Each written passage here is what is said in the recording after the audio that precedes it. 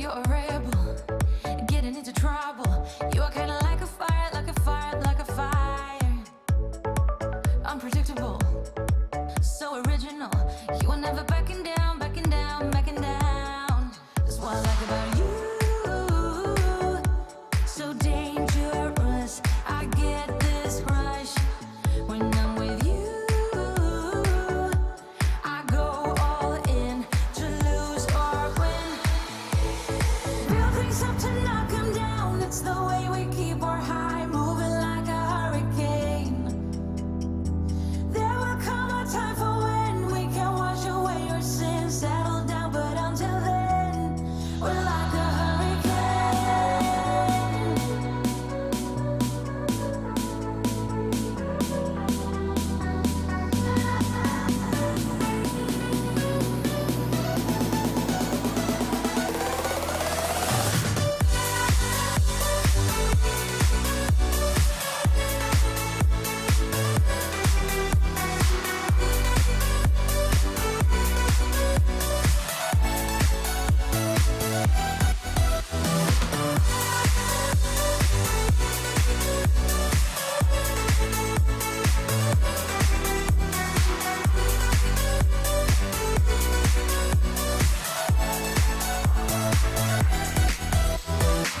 You're so different, kind of ignorant. It's Monday, and normally we do Q&A with the Hombre on Monday, but today we're talking Corrido Tequila right here on the Tequila Hombre, coming up next.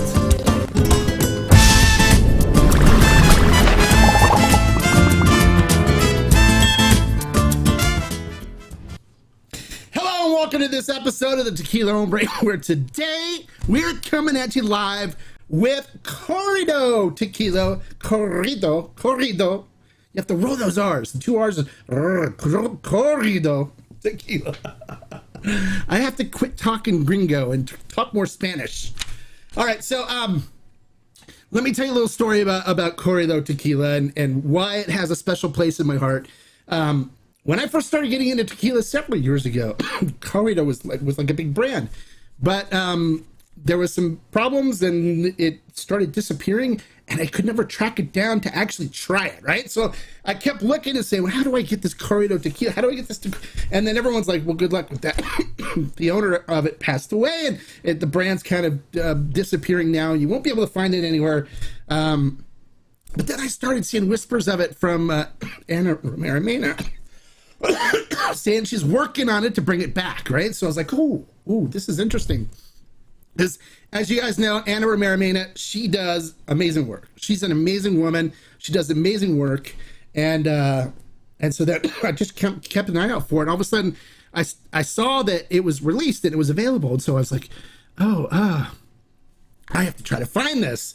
So I tracked it down to Arizona. And I said, hey, you guys, I want your tequila to bring to fermented still. I want to try it. I want to review it, blah, blah, blah. And so they said, yeah, we can distribute to California. So we ended up getting it for fermented still. I reviewed it. I fell in love with it. And I was like, okay, this stuff is great. I told all of you guys about it. We started selling it. Everyone coming back to me going, Hombre, you were right. This stuff is amazing. It's so good. It's one of my favorite tequilas, one of my favorite blancos, repos, añejos, whatever expression it was that you fell in love with. And so I was like, great, yeah, perfect. But up to then, I've never talked to the actual owner of Corrido Tequila. I had just been talking to their marketing director off their website and stuff. And so then I'm in Mexico with some friends, and we're at a distillery, and we're about ready to leave. We're about ready to call it a day, and all of a sudden you're, Hombre! I'm like, yeah, what, who's that? And the guy comes running over to me, gives me a great big hug. He goes, hi, I'm Brian. I'm the owner of Corrido Tequila. I'm like, no way, you're the dude? He's like, yeah, I'm the dude. And so we ended up hanging out with each other for a while, having some tequila, talking, and became friends. So I said to him, I said, look, I love Corrido Tequila. A lot of the people that are viewers on my channel love Corrido Tequila. You have to come on and talk about Corrido Tequila and answer questions for my viewers and my friends and stuff, and share the love of Corrido Tequila with us. And he said, absolutely, amigo, absolutely. So ladies and gentlemen, please welcome to our show, Brian Raab, the owner of Corrido Tequila. Hey, I love it. I love it. That was 100% right? Everything was correct on there. Everything was correct. And Tequila Corrido. Corrido. Yeah, Corrido. So I still got the Wedo in me as well. And Ana Maria's beating it out. I'm sure she is. Everyone gives you have to roll the corrido, because the r sound isn't something that's a natural thing from the English language, right? We don't use it like the Mexicans and the Spanish speakers do. All right, so why don't we start off with the first thing? Why don't we talk a little bit about your history with the brand and kind of like how it came to you and how things started moving forward with Corrido. Absolutely. Listen, thank you first and foremost. I can't thank you enough for having the opportunity to put me on this show and the forum that you have, and just everybody that's been so interested into it. It's a blessing. Look, at the end of the day, I'm a restaurateur. I came out to Arizona. I fell in love with Arizona. Opened my first restaurant, 13 years ago, and I had the opportunity to taste a lot of wonderful tequilas. And I met the owner of Tequila Corrido. His name is Brad Hoover. Brad and I became really good friends. I talked him into sponsoring a little gig in Arizona called the Arizona Taco Festival. I say little now. It's like a 4-day festival with like 25,000 people, and it's a sought after event. And we just became really good friends. I'd opened this restaurant in one of the worst economies since 9/11. He was opening a tequila company that was even in a tough time. He got into 13 states, and he's the reason you knew about Tequila Corrido and why I fell in love with it. And he was a larger than life personality, and God bless him and rest his soul. He passed away suddenly, and his family called me up and said, "Hey, listen, if you ever wanted to have this thing, now would be the time. It's in bankruptcy, and we don't want to see anyone have it but you." And I kind of did one of these, and me? Why me? And it was an honor and a privilege, and something that I had dreamed about. I honestly bought it more or less to sell in the restaurants, and never knew what was going to take place. And what has taken place is just the fact that people had asked about it and wanted more of it. And I knew that he had always wanted to work with a master distiller by the name of Ana Romero. And Ana Maria, as and a lot of your viewers know, look, she invented the flavor wheel for tequila. She came out with the aroma kit. She is a person that the industry sends their salespeople, their customers to get certified in tequila. She is just a savant when it comes to this stuff. And I'll share a quick story. I was completely intimidated, didn't know where to start. Ended up in Guadalajara, knowing that Brad had always wanted to partner with Ana Maria. Got a hold of her. We show up. I'm the Wedo sneaking in tequila in the city of tequila, right? So I literally have washed out little Jack Daniel airplane flight bottles like 18 times over. Put in the Blanco, the Repo, the Añejo, the Extra Añejo, which I had at the time. I unfortunately don't have any more. But poured them into these things, duct taped the tops of them, ship them out with me, smuggle them into tequila. And we pour them out in these glasses, and she's sitting here, and she smells the Blanco. She smells the Repo. She smells the Añejo. She gets the Extra Añejo, and she looks at me and goes, "This isn't from the same distillery." And I'm sitting there thinking to myself, well, hold on. I know this. How do you know this? And, she did it by smell. She hadn't even tasted them yet. And at that point, I knew that I had to work with her. And we truly believe it's an honor and a privilege, and still feel that way. And she has taught us so much. What she's done, just for tequila, especially from a woman's standpoint, and what that involves. There's not a lot of tequila. There's not a lot of distilleries she can work at. There is a premium for that, and we have to pay that, but we do that with honor and respect, and with just the utmost perseverance to go forward. And she has been, like I said, the leading factor on the new juice. I knew that I had an opportunity when this thing started. I could either put juice in a bottle. I could either start from scratch. I knew I couldn't reproduce recipes that were agaves that were 14 years in my past. Yeah. And we didn't want to try to remake something that tasted alike tequila. So we started from scratch, and it's taken us 5 years to show you this añejo. It's been such an amazing ride and experience. I can't even tell you. Obviously, meeting you, and then we were at that distillery in Guadalajara, and I saw you and said, "Wait a minute, I got to say what's up." And you guys were leaving, and I appreciate you all for staying. And again, the opportunity to be on your show. So thank you. No problem at all. It's my pleasure to have you come and share your passion and your brand and stuff with everybody. We're all about educating people here and learning and getting to know the people behind the brand as well as the makers of the brand, all that stuff. So this is an honor for us to have you take time out of your busy day. You have a restaurant to run and everything, and so we're super honored to have you here. So thank you for taking the time and doing this with us.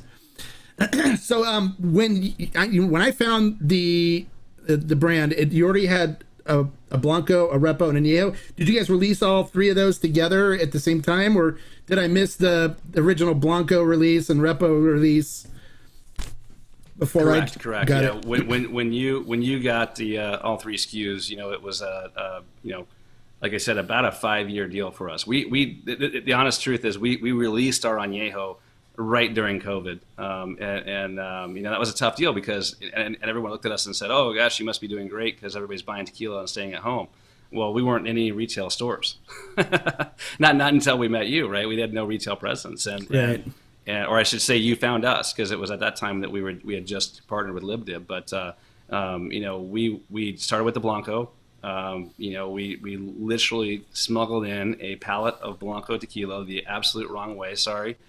We figured out how to do it legally now. So if the CRT is listening, we figured it all out. But no, we just didn't know what we were doing, and we put our toes in the water, got our first pallet of Blanco into Arizona, and then realized that we had to do a bunch of things differently, and got to that point to where we actually produced the Reposado, then produced the Añejo. And our Añejo is, special. It's not just a 12-year Añejo, so it's about an 18 to 20-month Añejo, depending on the bottle, and that took us, into that 4.5-5-year situation. So cool. Now let's talk a little bit about the bottle, the design, the labeling, and then the guitar pick. These are all mean different things, right? So you want to kind of go over that with everybody on the symbolism? Absolutely. I absolutely. Listen, one of the reasons I when I talked to Ana Maria, I said, "Hey, would you take on this project?" And she said, "I love it. I would be honored." And I looked at her and I said, "Well, why? Tell me more." It was just because of Brad, and it was, look, she met Brad Hoover, the founder of this tequila. When he was presenting to the San Francisco Spirits Awards, and he won double gold on his Reposado back in the day. She was on the board, and so they had talked and always wanted to work together. It just didn't happen, right, in his lifetime.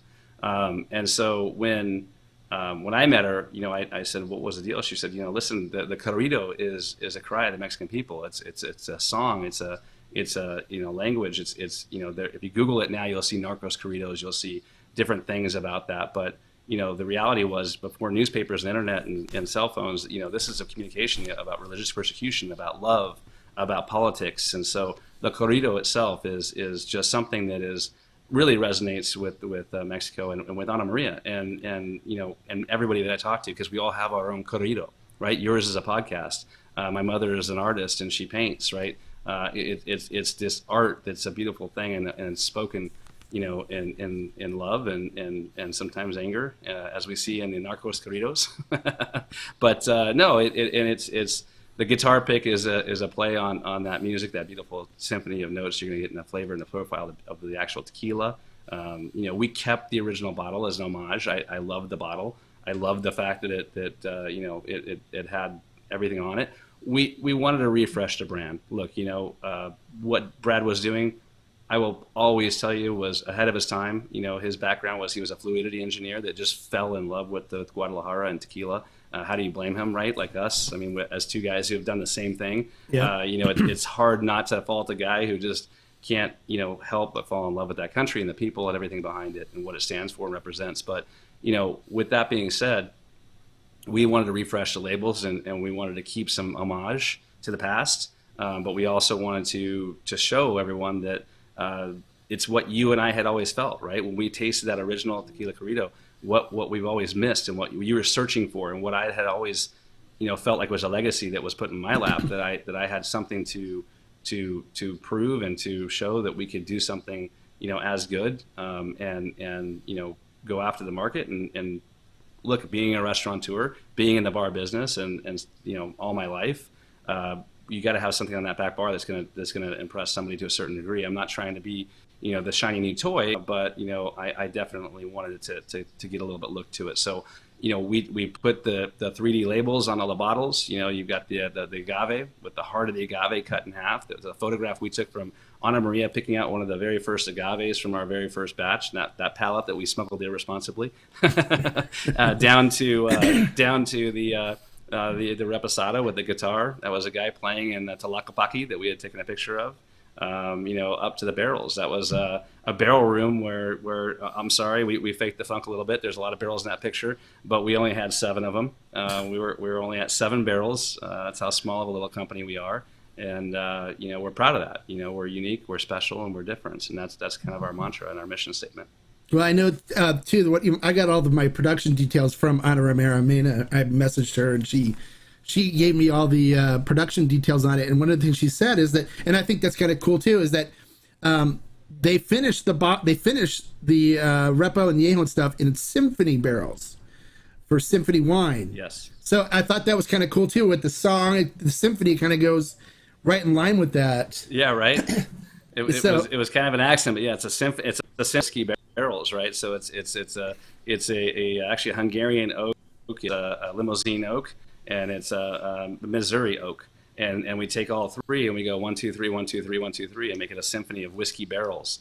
Each one of those barrels have held whiskey in it before, but what's unique about that process is those 3 barrels coming together and then aging our tequila in it, and it's a beautiful process, and like you said, a symphony of whiskeys. So. Yeah, and so she just blends them all together to come up with the final taste. Yeah, that's awesome. Yeah. And with our añejo, we then go into a Merlot barrel for 8 months. Wine barrel, a Merlot barrel from the Valle de Guadalupe. So we're one of the only companies that I know of using the winery from Mexico there in Baja California. Yeah, I love the finish on the añejo. Like I always tell people when they say, "Well, what's your favorite añejo?" I got 2 that are my favorite, and Corrido is one of those.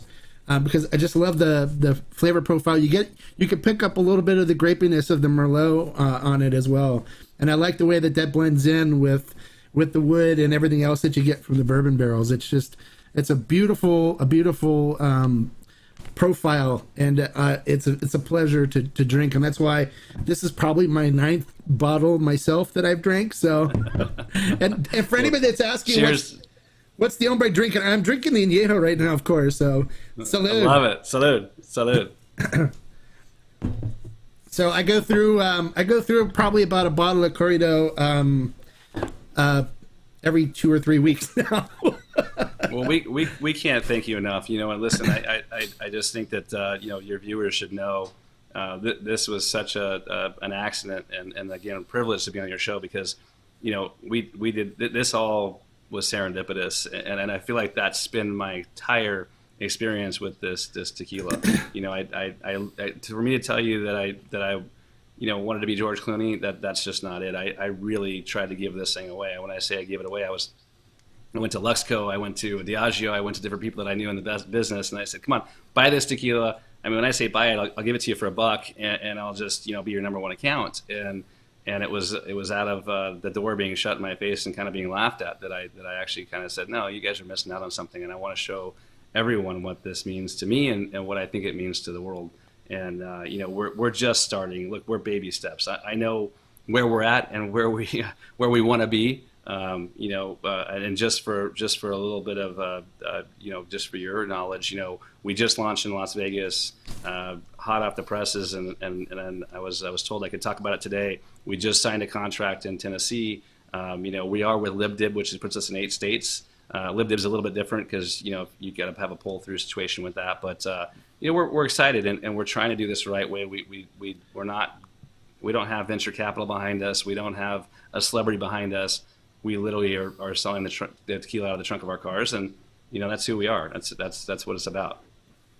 Well, that's awesome. Yeah, that's one of the reasons why we were really glad to get it, is because our our website, Ferment and Still, it caters towards people that want good quality tequila, right? We don't do additives tequilas, we don't do diffuser tequilas, and we do traditional, artisanal, craft tequilas, and we want to share the love across the entire United States. And I was so glad when people were actually trying it and and then posting how much they liked it, and things were growing. When we were placing orders for more and more, because when we do that, we know we're helping brands like you guys, and and that was the whole goal of us getting involved in the first place. You know, I contacted your website and stuff to try to track you guys down. It wasn't like you were trying to get in with us at all. So I think people know that because I did tell the story. I appreciate that, and you know, there's what, you know, over 2,500 tequilas in the world, and there's about 50 of them on the no additive list. You'll be seeing us as 51 here fairly soon. I mean, it was a program that we had to sign up for, but now we're all signed up, and they are in the process of watching our next distillation process. So you will see us there shortly. You know, it's pretty amazing. Ana Maria really helped that group partner with Tequila Matchmaker, you know, and you know, the whole process that they go through to really make sure you're doing what you say you're doing. You know, and that was why we wanted Ana Maria as a master distiller. Look, let's face it, she's our eyes and ears on the ground out there. You know, she's hand-picking all of our agave. When I say this, painstakingly hand-picking our agave, you know, I've got agave farmers that call us up and go, no, we told you we'd sell you agave, which is hard enough to find right now. But you can't just, you need to take out this row, this row, this row. And I said, no. The deal was we can pick out whatever we want. And she's walking from row to row to row, you know, down a hill, picking out the tequilas or the agaves, and you know, she's there on site all the time and will not allow them to stray. You know, so very exciting. And I should mention this, and I don't know that you and I have talked much about it, but you know, because of that, we have actually left we're leaving, in the process of leaving our distillery. So we will be changing nomes, and I know this is like the kiss of death in our business to a certain degree, but I'm letting everyone know, and I wanted you to know, was the first to know, that we're doing this because, you know, the current distillery that the tequila has been made at has quadrupled in size, and it's just been something that we didn't feel was working in our benefit, and they were, you know, basically asking Ana Maria to get out of the way. And we said, that's not possible. That's not going to happen. So, well, we will be at our new gnome, which is 1412. And, you know, we're very excited about that. There's only less than a handful of tequilas being made out of it currently. And, again, you're the first to hear this on your show, and I hope people will give it a chance. I think it'll be our best presentation of our tequila. And you'll be the judge of it. I know you will. It's ranked number 14, just, you know, as all distilleries, which is nice. You know, I think we were at, you know, at 75 or 80, you know, with the last one. So, you know, again, we're learning and we're trying to grow, but we also want to stay true to who we are and, you know, and what we can do to make things happen. And this is another big, important step for us. So, well, I know as long as Ana Romero Mena is involved, I'm just looking up the 1412 really quick because I'm not real familiar. Yeah, please do. Please do. But I can let everybody with know. 1412, as you're looking that up. That's Destiladora de los Altos. Okay, I already see that Corrido's been switched already over. Oh, Don Felix? Oh, yeah. Okay. Oh, this is the Benuelos family. Benuelos family, yeah. Yeah. Oh, okay. Yeah, I know them well. And that was honestly a big component of meeting them and letting, you know, they basically said, hey, our house is your house. You know, we asked if we could do this, we could do this, we show up, can we have, you know, if I bring people over, if I stop by, if I want to, you know, do anything here, it was like, this is your house. You know, it's not our house, your house. You do what you want. And they were so kind to us in opening. And again, thank you, Ana Maria, for finding this distillery and helping us with this process. It wasn't an easy process. It still isn't. But it's something that, you know, we feel really strongly about. And again, you know, I know how people view this. I've also been that person, you know, on the other end as a buyer, saying, you know, well, why are they switching distilleries and what's going on? And is it going to taste the same? You know, I truly will let you all be the judge because, I think you should be, and I think you'll all be very happy with our decision, to say the least. Well, I know that switching distilleries isn't necessarily a bad thing, as long as the people that are still working on it, like Ana Maria made it. If it's different master distiller and stuff, and they're doing completely different processes and stuff, I mean, then okay, I understand that. I also know the Benuelos family. I know them very well. I know both sides of the Benuelos family. There's there's Leon Benuelos, who and then his brothers and stuff, which formed the other distillery. So Leon does El Mexicano out of his own distillery, and his brothers and stuff started the distillery that you're at now with Casa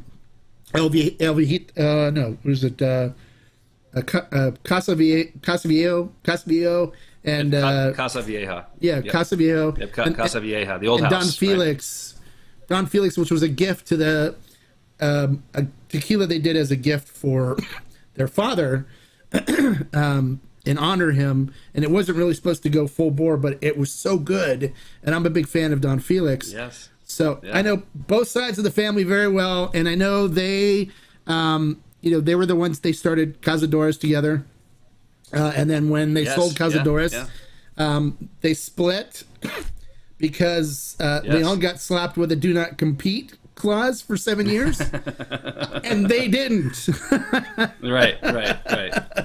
Well, and there in the Arandas, which was important to us, that water, the terroir, everything that we were doing in that area regionally, and for what we consider our profile, was a very important, distinction, and why we worked really hard and didn't take this lightly, and it took us a little time to make this decision. So again, thank you for understanding it, and I look forward to the feedback that everyone else out there has to say about it, because was not an easy decision, and it's painful and expensive, but it was something we knew we had to do to move forward in our vision and for what we feel like the consumer wants and needs out of our product. Well, I would be honored to try some of your first expressions that come from the new distillery and let people know about it. I would be honored to be able to broadcast that they have nothing to worry about. There's been a few brands that actually have been, just as good with the distillery change. And I actually knew you guys were doing that because we met at 1414. we met at Vivanco and Associates when we were hanging out there, and I didn't make you sign an NDA, and I appreciate you not telling people where we're at. I didn't say a word until now. Now that you said that it even covered up on the picture the bottles. You can't even tell what brand those bottles are in our thumbnail for this video. So I was being very careful about that. And by the way, what a great distillery, and what great guys in the family that would have been, listen, they were high up on the list, and a very, again, tough decision to make. But, we just felt with the number of brands they were working on too, that we thought that, 1412 was had a little bit more going on for us, and a little less in the sense of they could help us focus on what we were trying to do. So. Yeah, absolutely. And, so when I was there, I asked you point blank when you were there, I'm like, what are you guys doing here? You guys are at 1499. You're like, oh, they told Ana Maria Moreno she can't work there anymore. And I was like, oh, okay. Yeah. Well, I found out that there's other master distillers there, because they have, that was like the place to go to rent equipment and to rent a distillery. And they've told a lot of the other master distillers that are using it that they can't use it as well. And that it's just going to be the family that owns the distillery that's going to be doing all the process and stuff on there. Yeah, and they had, like I said, they had quadrupled in size, something that we knew that they were going to grow. We didn't know they were going that big. We they also had some big contracts with some big companies out there that pay their bills. So, listen, no ill will from us on our team to them, but like you said, there was a point where, when the person that we find, any person that we have that represents us the way that Ana Maria does, and for what it is we're trying to produce, can't be on the floor as much as she'd like to be. That's a problem. And so, we worked really, really hard to help break some of the boundaries and some of the the misogynistic situations that are happening out there. And listen, Ana Maria is fighting this fight every day, so I can't pretend that I am a part of that or deal with that on the level that she does. But if we can support her and give her a better environment to work in, then that's what we're going to do. We don't play those games. So well, I know all the people that do know her and know what she's capable of. It's because I was in another distillery where they're working on a brand of hers, and all they kept doing was gushing about Ana Romero Mena. Ana Maria Romero Mena.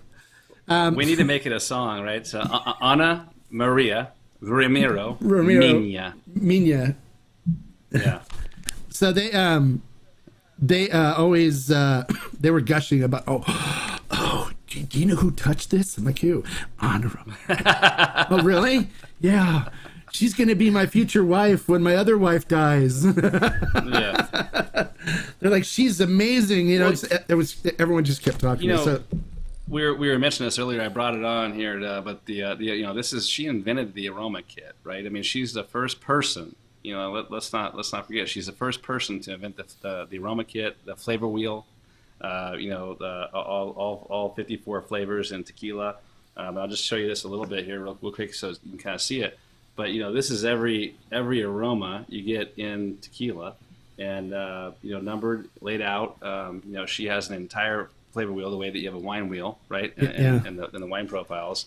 And she's she works to work, she talks to talk. She's out in the fields again, picking out our agave by hand.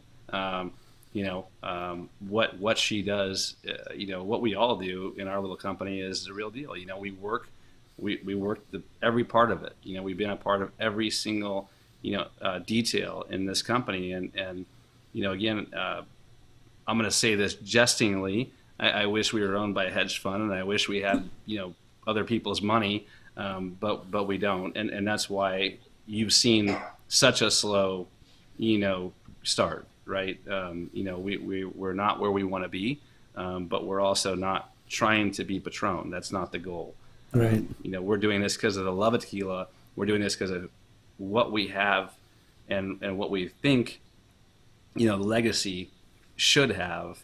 And I'm in constant contact with the family, and we're all it's David and Goliath, and I know that there's a lot of brands out there like us, and I'm not saying we're the first, but I also just this has been something that's I am truly honored to be a part of, and look forward to hopefully growing even further. So.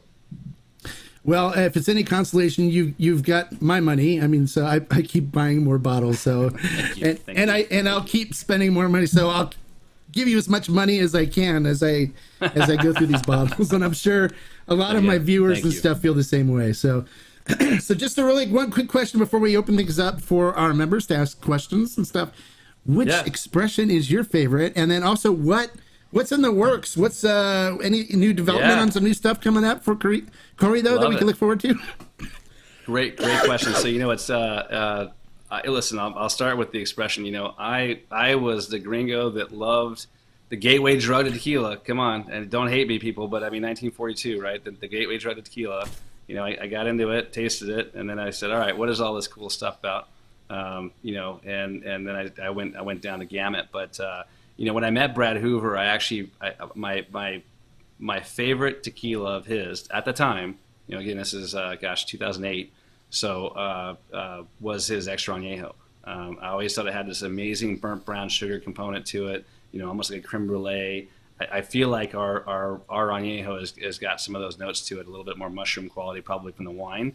And it was all an accident, by the way. That wasn't a purposeful thing, but in any event. I am a Blanco guy, man. I love our Blanco.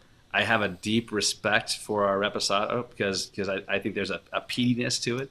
I think that when I put it in front of Scotch drinkers who don't drink tequila, it's always mind blowing to watch their face change and watch their appetite for tequila just completely change. But that Repo's there. But at the end of the day, listen, they're all my children, and I can't tell you which one I love the most because that's not fair. But I gravitate to the Blanco, and I remember kind of looking out at everybody going, oh, you know, I'm in Guadalajara, all the geeks, you know, Ana Maria is drinking the Blanco. She won't taste these, or she'll taste those, or she'll, you know, and she chases them all. But I mean, you know, it was me being like, there's no way I'm going to get into Blancos the way I did. But when you have only the Blanco for about, you know, a year and a half, you also start realizing what it is about Blanco that's so special. And yeah, I think our Blanco is hands down my favorite of the lineup currently.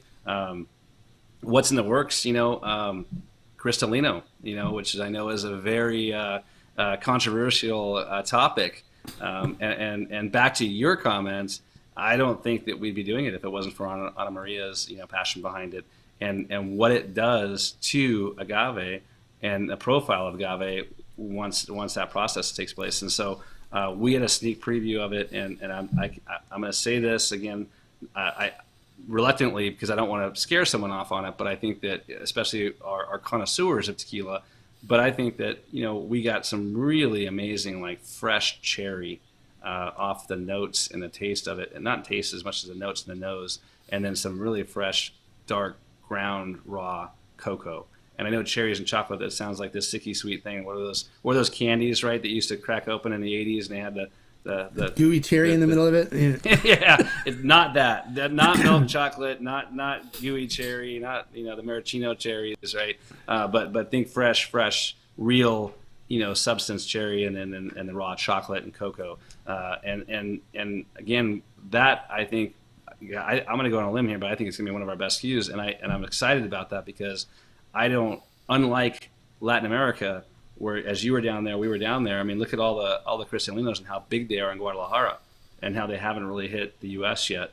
You know, Don Julio Clara, you know, all the different Crystallinos out there. I think it's going to be big. I'm excited about our Crystallino. We're probably a year out, just so everyone knows. You know, our extra añejo, we had, well, you've heard of Angel's Share, right? We had, and you've heard of Angel's Envy. Yeah. We had the Angels just took a whole barrel from us of our extra añejo. So we lost a barrel at the current distillery. And so, you know, unfortunately, we're about 18 months to 20 months out on our extra añejo. But yes, we will have one, you know, as an homage to Brad. So. Well, I look forward to trying them both. I, you know, was never much of a Crystallino person. You know, was for us, we kind of think they're marketing gimmicks and stuff, until I met Tony Sayas, you know, and at El Tequilino. Sure. And I don't know if you watched the video review I did with him on the roof of his hotel and tequila, but he, you know, showed me that you can do a Crystallino where it's not, you know, additive laden and super sweet and garbagey. And I know that Ana Romero, you know, has another brand where she does a Crystallino where it's more on the light brown color versus a clear Crystallino. Are you guys kind of taking the same approach where you're doing a light filtering on it and not as hardcore where it's super clear like a Blanco Crystallino? Yeah, you know, and that's a great question. You know, what the sample was definitely a lighter filtration process. You know, again, you know, I wouldn't even be bringing this up if it wasn't for something that, like I said, you know, with her reputation, we don't add things to it. It'll be on a non-additive list. You will see that Crystallinos are, what that process does is brings out a profile in the agave that's so different than what we're used to. To take an añejo, and it'll be an añejo of Crystallino, just so everyone knows too. It won't be a reposado or a blend. It won't be agave from you know, another tequila. It won't be us buying juice turning it into Crystallino. It'll always be from our, you know, heritage. And so you know, it'll be a 20-month Crystallino, right? So it'll be special. It'll be very, very special. And again, what that does for the tequila, that I think that, like, you've realized and learned now, you know, that took me some convincing of as well. It'll change your life.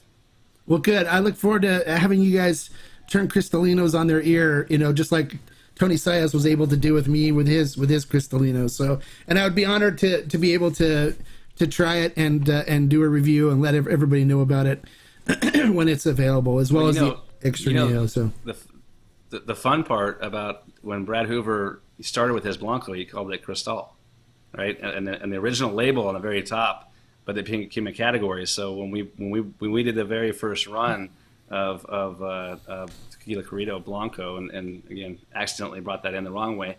It's all legal now, guys. It's all legal now, just so everyone knows. Yeah, but it's still biting you in the butt with the whole Total Wine thing, right?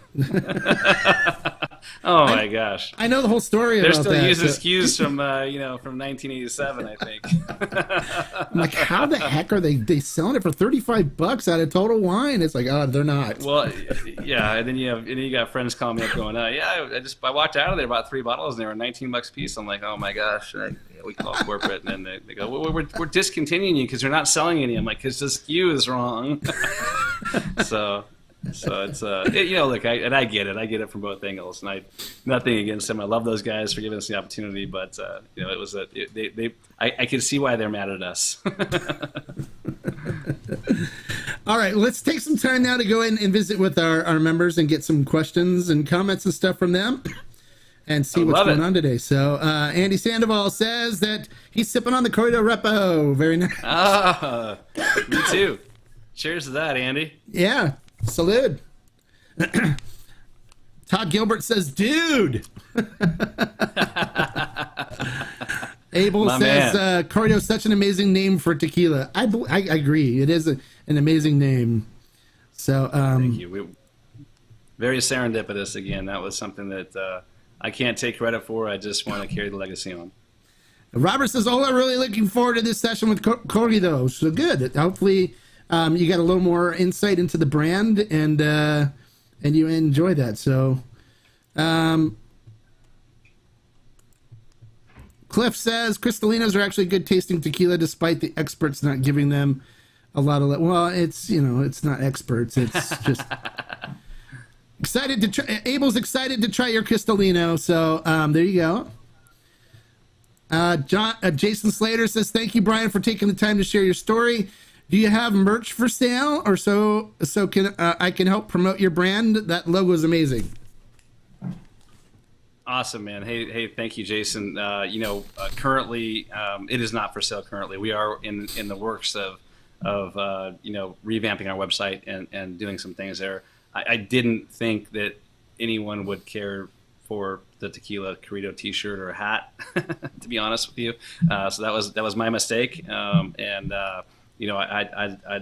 goal right now, and I say goal, as everybody knows, as you know too, is you're putting a business together and trying to launch a website. As we relaunch the new website, we're hoping to have it all up here, by Cinco de Mayo. That means June 15th, probably. So there you go. They're going to try to get a swag up on their website by Cinco de Mayo. Yeah. So yeah, and if they want to, if anyone wants to hit us up on on our website, info@ilovetequilacorrido.com, which is all on there. We will do our best to get them whatever they're looking for sure. We're just not at a process of being able to do it, any large volumes yet. Hey, maybe if we can get some shirts to give away to some of our members here on the channel, we'd love to be able to do that. Count me in. Whatever I can do on that front. Like I said, I just never had thought that anyone would care for our stuff. So it's thank you again, Jason. Appreciate it. That would be awesome. So Corrido Añejo is super delicious. That's how I brought one of my bourbon drinking friends into tequila. I agree. It is super delicious. I love it. But I have, if you can see it right here on the shelf, that's the Blanco, right? You can see it, the bottle, and the Repo is right next to it, right there. Yeah. Right there. That's my Corrido row right there. And then I got mine. Spot right there is where back here somewhere. Wait, mine are over. I'm not used to TV here, so yeah, you have to work the. Mine are over here. This side, and then blue label, and then the Repo's right there, and then the Añejo spot is right there because that bottle is sitting right here on my desk. So nice. Well, a funny story or a cool story that when again Brad Hoover was in 13 states with Corrido, and one of the cool stories about him going into places, especially whiskey bars in Texas, they were like, "Hey, well, listen, we're a bourbon place. You're not gonna," and he'd go, "Absolutely, that's great. I love that. Taste this," and he'd give him the Añejo, which was aged in Maker's Mark barrels and Jack Daniel barrels, right? That had that huge whiskey note on it. Yeah. And it was really cool. It was fun to hear his stories and know him going into these bourbon only places and getting people to actually enjoy tequila. So I love it. I love it. It makes me so happy and just makes me smile more than you know, because it was always the vision and the dream to show people something that they weren't used to. Okay. So Rick wants to know, will you ever venture into malolactic fermentation special batch, or will you stick to the brand profiles for now? Sipping the Quarter Repo, by the way, love it. So I can answer that for you, Rick. They're not gonna venture into malolactic fermentation on a special batch or anything like that. They're gonna stick with their profiles. That would probably be a different brand type of thing, where they would, if they wanted to get into malolactic fermentation. Rick has become addicted to malolactic fermentation when he realizes that when it goes longer than the original primary fermentation, it creates like this cheese note on the nose and stuff. So that's why he's asking this question. He's become addicted to the malolactic. And it's an acquired taste, right? So. It is an acquired taste. All right, so it's always nice to get firsthand insight from one's brand. Thank you for your time and your story. Yeah, there you go. And Andy wants to know, when can we expect the XA? So he said, I think a year and a half. I would say we're about 18 months out on it. We would be probably at least relaunching about 1,000 bottles out, now, but because of what happened with the Angel's Barrel, I'll call it, we don't have anything to show for it. So, we're really starting from scratch right now with what we have on the floor aging. So. All right, so we're looking at a little time, but you'll keep me posted on when it's going to come out, so I can keep them posted, right? Absolutely. Okay. And even on our website, we'll always have that shadow bottle there. Once we get it in stock, you'll see that go live with the new label and even possibly presentation. We're not sure if we'll do a bottle, but we'll do something special with it. It's too special of a tequila, 2-year-old tequila, and with the process that we're going to do for it, which I don't want to give too much away, but it'll be fun. I look forward. I'm excited. I can't wait. So it's Jam going to Ferment and Still to buy some. Want to support small producers. Well, thank you, Jay, for going to Ferment and Still and buying some. Thank you. We love it. Every time we have to send a note to them ordering more cases of it. So thank you. Yeah, Jay, appreciate that. So taking over Corrido, are we taking 40 to 50K, a few 100K, or over $1 million, just to get an idea? Great question. If you're listen, everybody told me so many things about the business, and being in the restaurant business and being able to talk to guys in every single distribution company. It was like, you've got to have $4 to $10 million to make, a dollar in tequila. Look, we're generating revenue. We are definitely not, breaking even by any stretch of the imagination. What happened to us was unique in the sense that I got to purchase the company out of bankruptcy. It came with 10 pallets that existed. I knew the juice. I was very intimately involved, with the ownership and family. So for me, that was awesome. To do this over, I think you would need, at least a couple of $1 million. I didn't know that going into this, to be quite honest with everybody. We have definitely exceeded that couple of $1 million statement, but only because of some of our own and having to change these distilleries and do different things. Yeah, we always I've started a consulting wing of the Tequila Hombre, where we're actually working as consultants to help people create new brands because of my relationships with all the distilleries and stuff there are. And basically what we tell people is, look, before you do your first batch, you need to have like $200,000 waiting, ready to go, because you're going to take that much just to buy your first batch.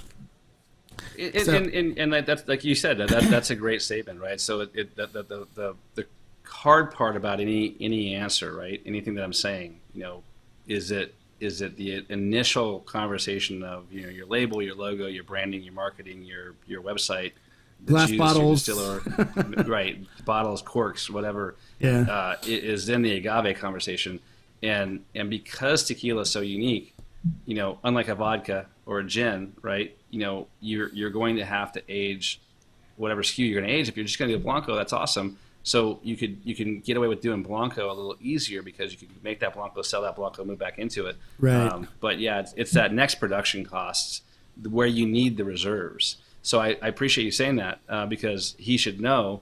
Ruben, you got to know it can be whatever you want to put into it. And yeah, you can even go white label a tequila and just do juice in a bottle. But just remember, it's whatever that next conversation is going to be as far as a repo, an añejo, or the production conversation for next. So in perspective for us, we did 5,000 liters last year. We're trying to get to 10,000 liters this year, and that's like a huge jump for us. I mean, and in our world, not everybody else's. So I get. Yeah, a lot of people don't understand. Most people are laughing at me right now. No, they're not. They're not laughing at you at all.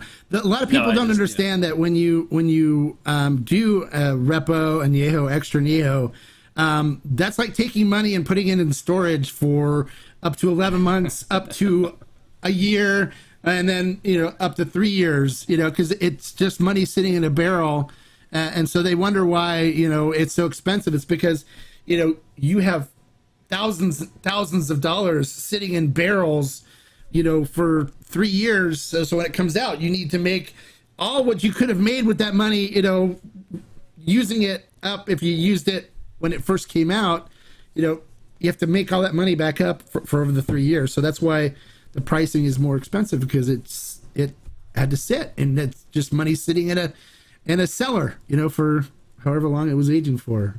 Right, and payroll never stops. Yeah. Nope. And everybody wants to be paid, and they want to be paid on time. So it's always funny. Especially it's funny because there's the whole Mexico time thing where how they say, oh, it'll be ready in a week, and then that means like a month, right? And but when it comes to collecting their money, they want stuff right away, and that's got to happen right away. Yes. Thank you for coming on and sharing your product and knowledge. Our group truly appreciates all of our guests. We do. We have a great group of people, great group of members, and they're amazing. So does Total Wine in Arizona? They do.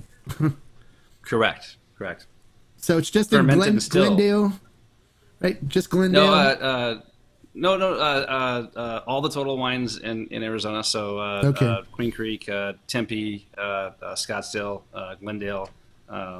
Phoenix, they all, and I should clarify too, they only carry the Blanco currently. So, if you're in Arizona, I would honestly I always tell everybody, go to, Trevor's, go to Liquor Vault, or go to drizzly.com. It's just the easiest. It'll be there in 45 minutes. You guys could literally probably order it right now, and by the time the show's over, it'll show up. But anywhere else in the world, you got to order it from Fermented and Distilled. Yeah, we're the largest. I think we sell more Corrido than anybody else. I think, right? We're the largest. Yeah, you do. Seller of You're Corrido. Our number one account, and nationally. So we've got some great, great armed forces that like to buy our tequila. You guys ship it to them all the time. So thank you for that. Hey, no problem. It's our pleasure. So, Abel says the bottle comes with merch, right? Yeah, you wore the guitar pick like Brian. Exactly. He's got the guitar pick on his wrist. Añejos, extra añejos are the way to convince whiskey drinkers that tequila is a great drink. They want the barrel flavor. They do, yeah. That's true. And like I said, I put our repo up against everyone who likes Scotch. That there's a little bit of that peatiness in that repo that our Scotch drinkers really appreciate. So. Just ordered my bottle off of Corrido Blanco off of Fermented Still. Yay! Thanks, Ubaldo. Hey, man, thank you. I joined late, so sorry I missed it, but what was the story behind the guitar pick on the bottle? Certainly catches the eye on the shelf. Well, it's because Corrido is a song, so it's music, right? It's a music. It's a story. Go ahead. You can. No, yeah, thank you. No. So again, and everyone, please feel free to jump onto I love tequilacorrido.com. That's our website. But it really breaks down the history and the tequila raros that we're singing in these songs when they were bootlegging tequila up to the U.S. from Mexico. I mean, these guys were putting tequila in wagons, and they would take their amor with them, right, the love of their life, and they would sing to them and sing on these beautiful corridos, and they would talk about the gringos that were dry because the government cut them off on alcohol during Prohibition. So it was a really cool story. And then the tequila raros that were smuggling in tequila, right, using donkeys in Texas there, and teaching them. Donkeys are really smart, and they could learn a trail, and they would teach them how to follow these trails. Well, the old Texas Rangers would get pissed because they'd see these donkeys go back across these trails through the water on the other side, empty, and they go, these donkeys just had barrels all over them of tequila. We know it just got smuggled in. We know they're breaking the law. We can't find them. We don't see anybody here. Well, at the very end of the whole sad story was that they were all on the other side of the border, and they were laughing at all the Texas Rangers. Well, they all started shooting each other, and it was a terrible massacre that happened. This is a true story, but that's where the whole corrido comes from.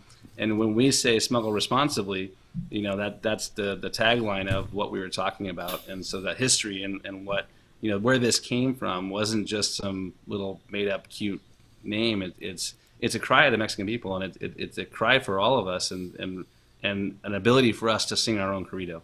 And so I hope that makes sense, and I hope that everyone can have an opportunity to look it up and check it out for yourself, because like I said, there's a huge genre of music, the narcos corridos, and what has capitalized that recently, but there's a bigger, deeper conversation of life and love and happiness, and what we all do, again, and all of us having our art and our form of art. So there you go. So what a great conversation. Quality takes time. We are happy to wait and know that the product is well worth it. Thanks again. It's from Brian. You're welcome, Brian. Thanks, Brian. Thank you. All right. So the Hombre has gotten us into aging staves. Is that a legitimate option for a tequila company owner to only age? No, it's not, because with the CRT, they require you to use barrels. So in order for them to age it, they have to put it in a barrel.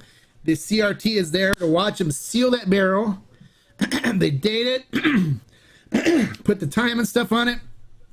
And then when you open that barrel, the CRT is there to certify how long that barrel's been closed. So you can't use staves for something like that. Although the CRT would not mind them putting staves in the barrel or using staves in another form with it. But in order to do the aging, they has to be in a barrel, and the CRT has to be there to register that it's been closed, sealed. You cannot take the seal off that barrel unless they're there to register how long it's aged for and everything else like that. So they know where it fits as far as repo, añejo, and all the other stuff that goes along with the aging. Well, and like you said, you said it, you nailed it. I mean, that's the perfect answer, and you can do it. You can speed up process with it. It's kind of like guys in Napa, right? Trying to make Chardonnay, and they'll put more oak in the stainless steel tank. It's just a not something that we're interested in doing. I'm not saying anything negative about it, and it's right for a lot of people, but it's just not right for us. But yeah, we run into is the extra added cost, even just for our extra añejo, or our añejo, right, with the second barrel, right, because we've got to move everything from one barrel to another barrel, so we lose a lot of it from evaporation, but we also have to have the CRT out there multiple times to make all that happen and to make it justified. So yeah, but one thing that you can always do, and I always tell people this too, is great blancos make great aged tequilas. So if you wanted to experiment with the staves, which I highly recommend you do, if you want to do so, buy some of the blancos and drop a stave in it, and you can try French oak. You can try all these different oaks that we have with the stave. You can try seasoning them too with bourbon or whatever you want to do it with, and create your own flavor profiles off of corrido. And I'm sure they would be happy to hear feedback on what you did and how it turned out. I mean, we would, yeah. Let us know. Document your time and talk to us. We're all open. How about we create a hashtag with people creating their own aged expressions of Corrido Blanco? You want to do like a... I'm in. A hashtag for it? Okay, we'll come up with a hashtag. I would love that. Love that. And then they can watch for the hashtag on social media with you guys doing your own aged expressions of Corrido Blanco with different staves and stuff. I think that would be really cool and kind of an interesting buzz on social media for that. So Trevor has it. Trevor has what? I don't know what that's. Trevor's Liquor in Arizona. Oh, Trevor. Oh, okay. Okay. Yes. Sorry. It's a really cool little boutique liquor store. Not to take anything away from Fermented Distilled, but it's a place to find rare things and hard to find deals. And we're honored to be there. We're actually there tomorrow night for a tasting, and I'll have Selena, our bus there. Which is one of Brad Hoover's original rides. So it's a VW bus. It's all decked out. A 71 VW bus, right? The Vanagon conversion with the the sink in the back. So we'll have that out there tomorrow at 5 p.m. Yeah. Go Andy. Go check him out. Go say hi. Say, hey, I'm Deputy Sandoval from the Tequila Hombre, and say hi to them out there.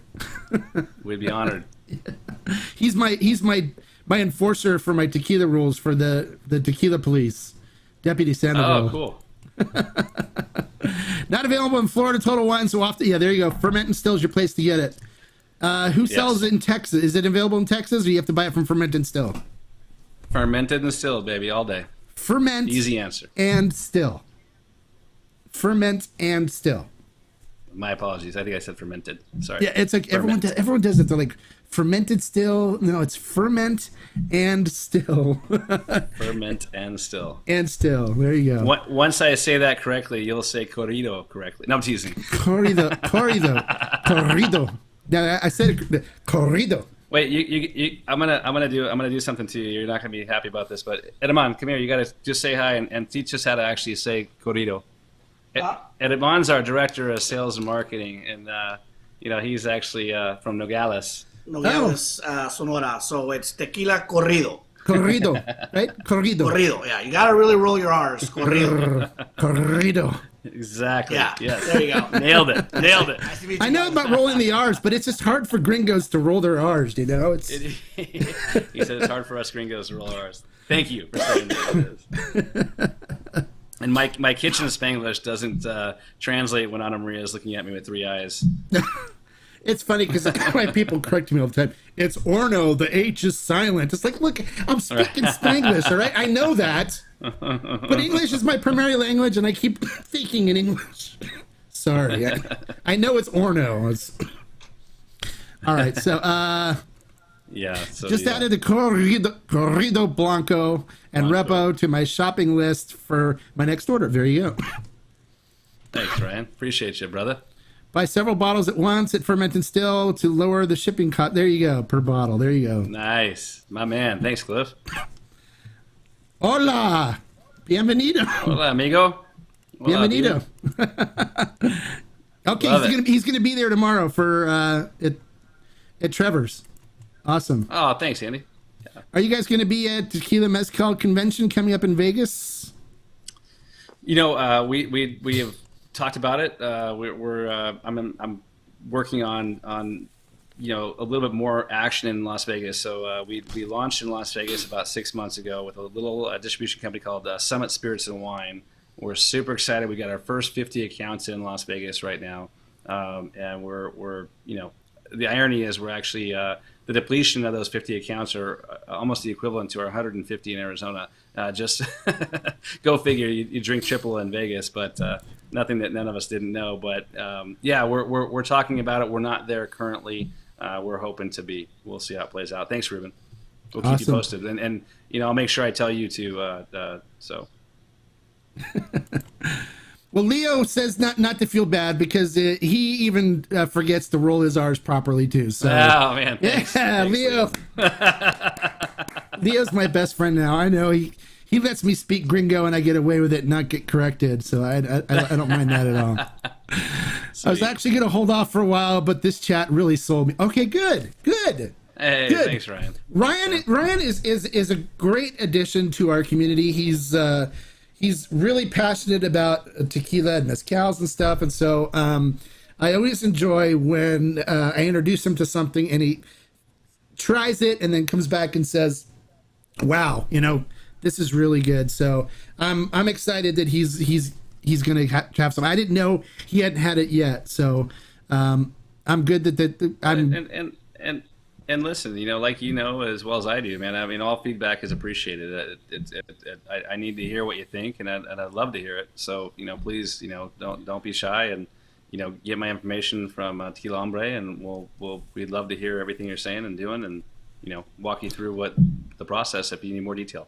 I'll have to send you a link. What I'll do is I'll send you an invite to our Discord server, and Okay. you can come join, and we'll set up a channel for Tequila Corrido. We'll have like all the different expressions, and then anytime anybody asks a question or something there, you can come in and answer it, or you can hear what they have to say about Corrido. I think we'd be honored to have you as one of our members of our Discord group. I think it would be fun. I would be honored. So okay, great. So I'll try to make it over to Trevor's tomorrow if I can get off work. There you go. Okay, Leo will be at Trevor's too tomorrow. We're there from I think it's 5 to 7. So We'll be there later in the evening. Tell your boss you need to get off at 4:30 and you'll be good to go. Exactly. Dude, I got and Uber over obligations, there. man. Uber over. Make sure you Uber. Yeah, you don't want to drive away from there because I'm sure that like all the cops are sitting there waiting for a DUI checkpoint, going, "Oh yeah, there's a party going on at Trevor's tonight." I'll drive you home on the bus, Leo. I'll drive you home on the bus. Nothing bad could happen when we drive down the street in a tequila wrapped bus. It's funny. I was a home brewer, right? I'm a national champion home brewer. I used to Sure. brew beer in my garage, and my license plate said "I Heart Beers," right? And so I used to drive down the street with a license plate that says "I Heart Beers" on it. Oh, jeez. I was never pulled over once because I think the cops just look and they go, "Nobody could be that stupid." And they were correct. I never drove drunk. So, but I never got pulled over. Never got a DUI because I don't drive when I drink.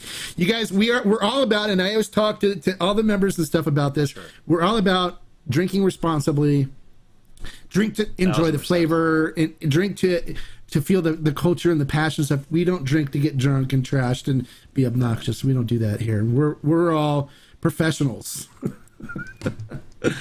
Hey, you're working overtime, but I love the show. Oh, thank you. Yeah, we are. We exceeded an hour, which is fine. I mean, as long as people have good questions, we're all about answering them for you, right? You're a cool dude. That alone makes me want to buy your ticket. There you go. Brian's making more friends. Thank you. Thanks, Ruben. 1, 2, 3, Organic Añejo or El Tesoro for watching Western. 1, 2, 3, Organic Añejo or El Tesoro for watching Western. I don't understand. I'm not sure of the two. He's asked the two different tequilas to choose from, and I'm not sure. Western, is that a show? I don't know. I don't know what that's all about. Okay, here you go. What? Other than your own brand, what other tequila do you enjoy? Oh, great question. It's such a problem with me because I love them all. But no, I've recently become infatuated with Cascaween. And I say it recently. It's been a while now. I shouldn't say that.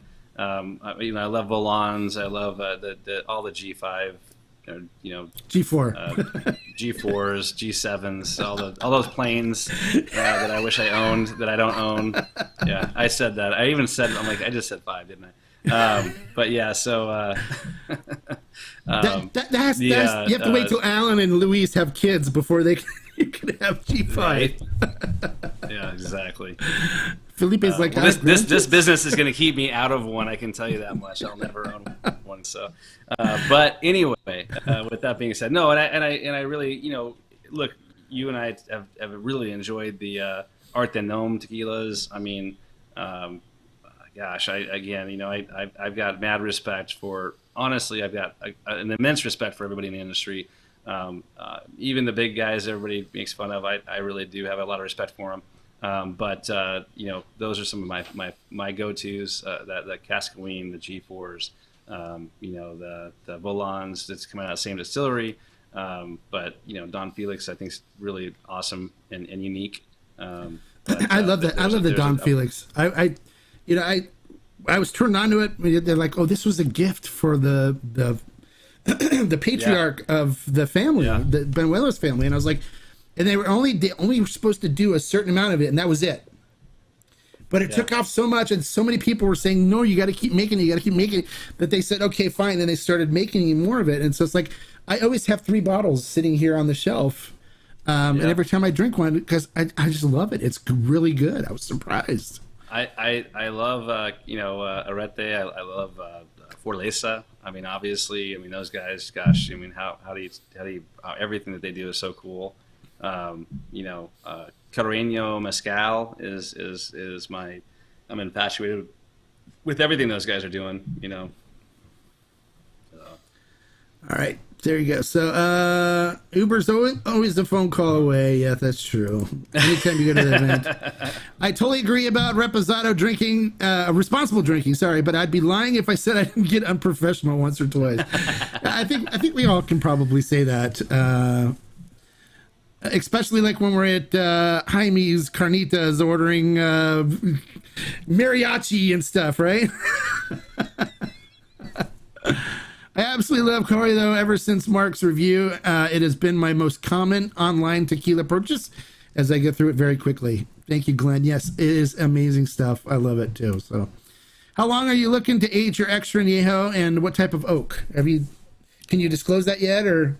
Yeah, so there's some things I can't talk about. We just haven't want to release it yet. We want to be a surprise, and we're still working through some of the final barrel process. But it'll be the symphony of whiskey barrels. For a number of a year or years, and then we're looking at kind of a surprise barrel in there. Whether it stays in that wine world or moves into something different, that's the part that I'd rather not say. So.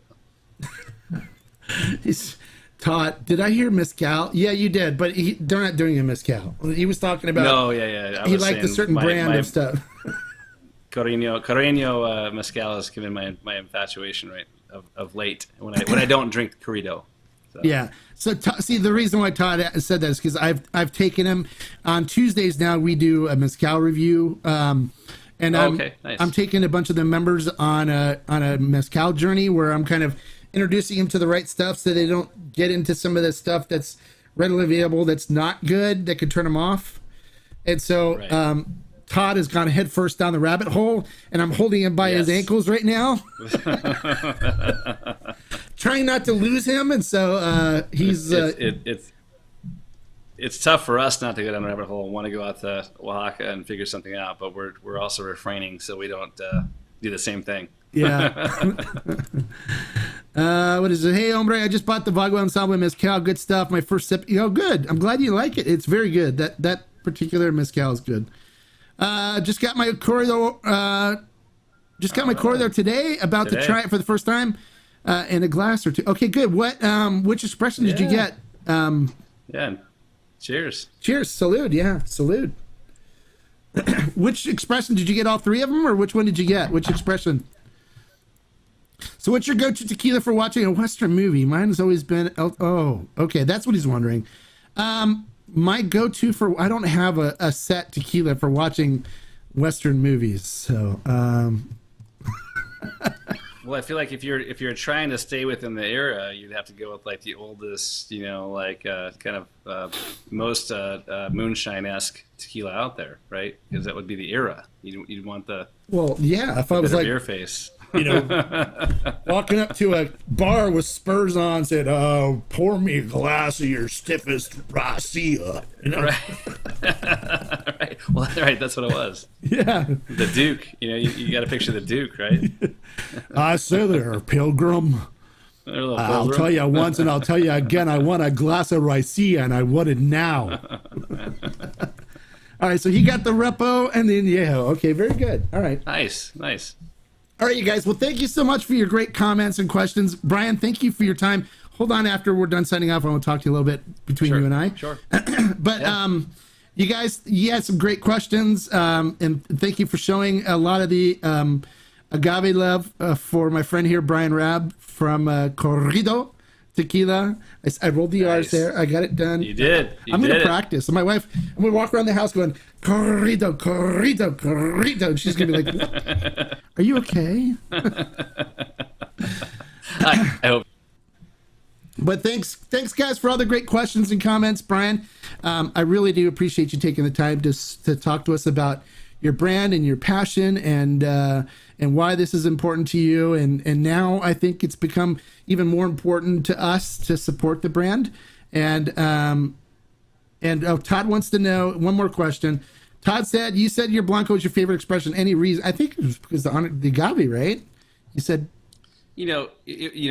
for me, it's kind of your firstborn, right? It was the first one that we dealt with, but it was also for me. I'm infatuated with how I can drink that neat, or even taste people who don't drink tequila, that particular tequila, and they're enamored with the fact that it's so smooth. And I know smooth is a bad word in tequila, so I apologize, because that's not what we say. But when I'm in front of 1,000 people a week coming throughout 3 of our restaurants, and so it's I have a unique ability to taste people on things that they A, would never drink, or B, get to actually taste. And so for me, it's neat to watch someone's expressions and entire world change when you taste them on that. So.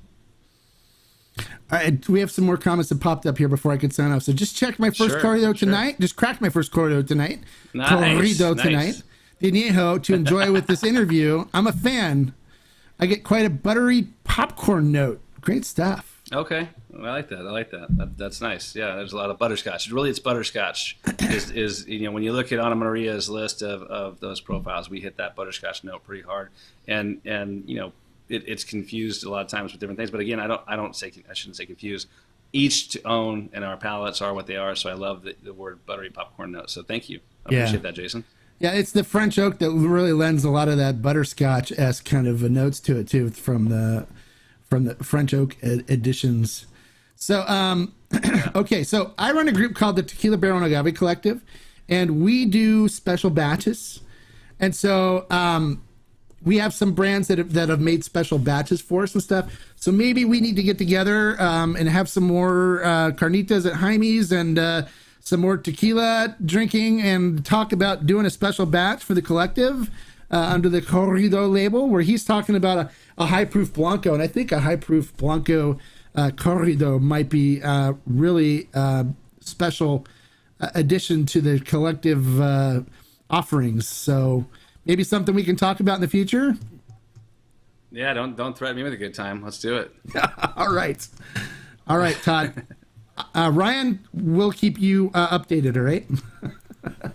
Great episode. Thanks, Brian and Hombre. Yeah, you're welcome. Thanks, Leo, and thank you for giving us with the rolling our R's. We appreciate that. Thank you, Brian. Cheers to you and Brad.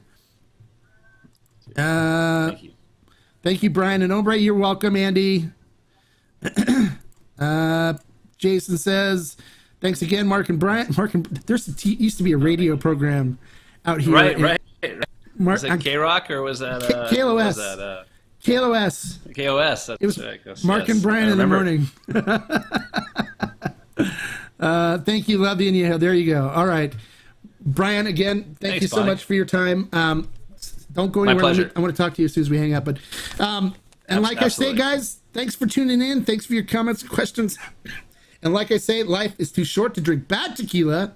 So grab some tequila corrido and you'll be in good shape. Salud. We'll see you guys on Wednesday for our next review. Bye.